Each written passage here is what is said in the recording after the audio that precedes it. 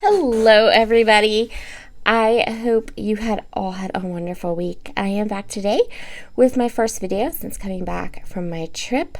I'm going to be working with the Wild Whisper National Scrapbook Day bingo board and the exclusive sketch from my fellow design team member, Jen Gain.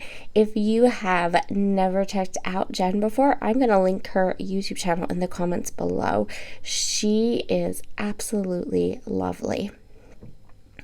If I sound funny today, it is because I caught the worst cold ever.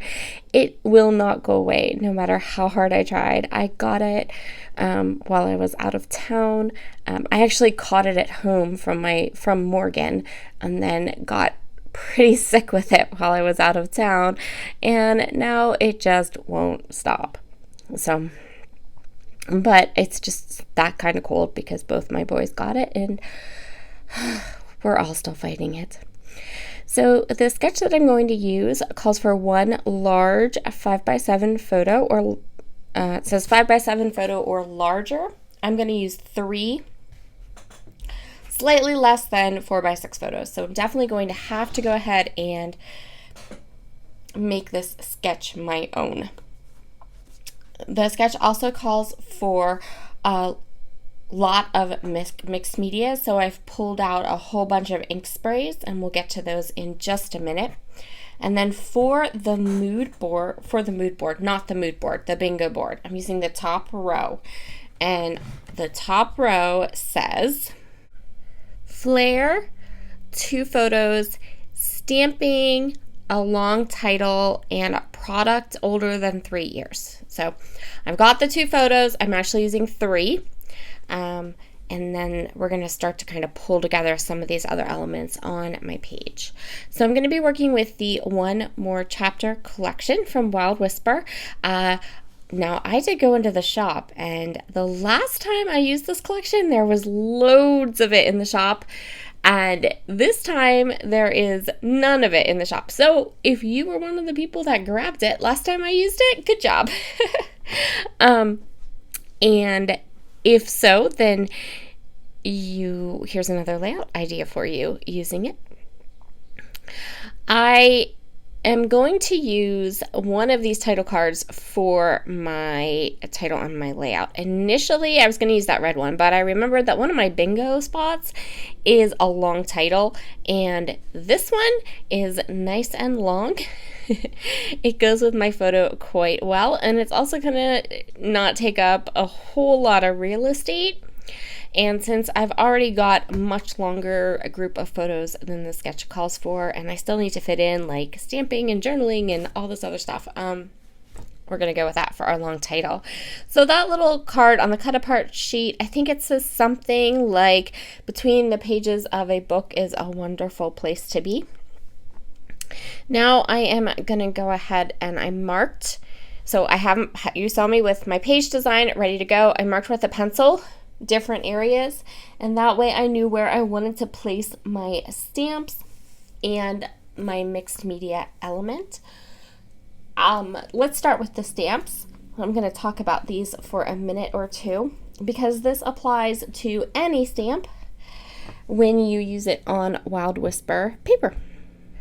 So Wild Whisper paper has that kind of smooth, it's not glossy. I hate when you say glossy because glossy implies like a glossy photograph, and that's not what it is.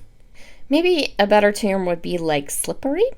So because of this, I have found after using their paper for many years that when you stamp with it, what you want to do is you want to stamp your product using your regular ink, and then make sure to leave your stamp rest on the paper just a beat or 2 longer than you would if you were using another type of paper.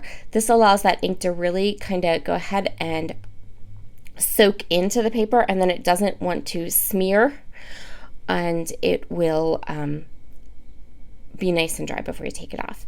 So when I stamped that open book on top of my stack of books, It was a little bit off. There was just this little gap, and I want it to look like the open book is sitting on top of the stack of books. So I just grabbed a black pen and drew in a little bit of thicker binding on to that open book, and it worked fabulously.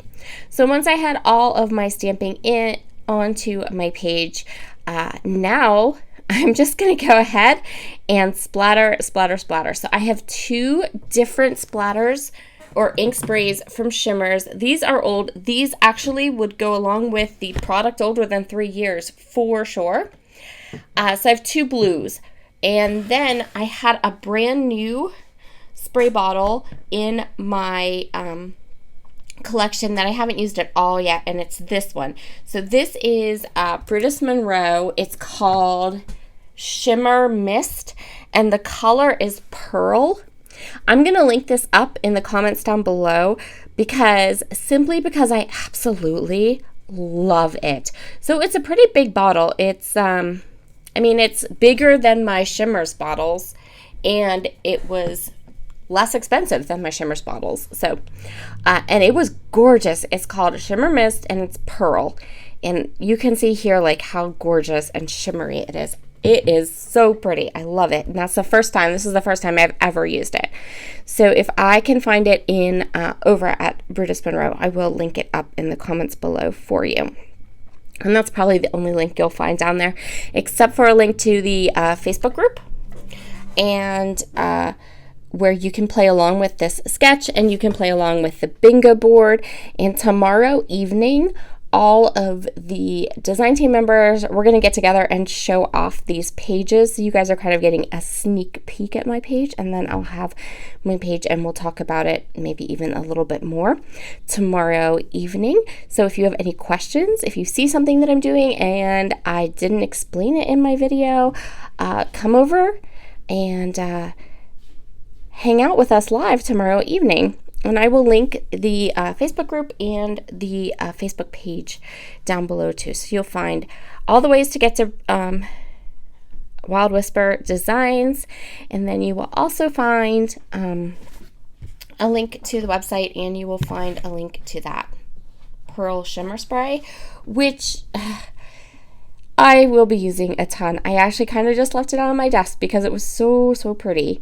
And I thought to myself, if I put it back up in my basket, I'll forget about it. Okay, so now I'm just putting together these clusters. I am cutting all the big, huge white borders off the stars before I adhere them down to my page. This is just a personal me thing. I don't care for the look of big, heavy white borders on my die cut packs or my ephemera pieces.